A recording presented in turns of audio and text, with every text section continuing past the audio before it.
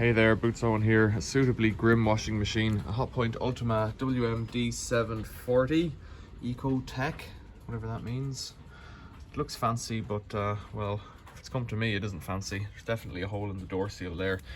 Let's have a look at the washing machine filter down the bottom. There's a fascia. Get a screwdriver or anything and pop the top down. In here on the right, I'm hoping it's been drained, but I don't know. Ooh, it's mighty tight. I don't know if I can get a grip on that. That gives me an idea. So it's proving extra tight. Get yourself a pliers. This is a case of pincers, and put the handle in there, and that just lets you grip it. Simple as that. Ooh, and it hasn't been opened in a while by the looks of things.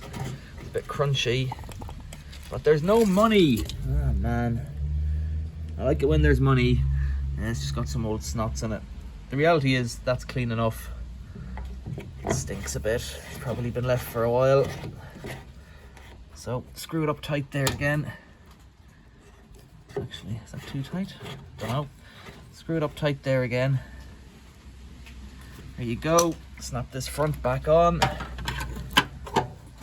It's all a bit sticky.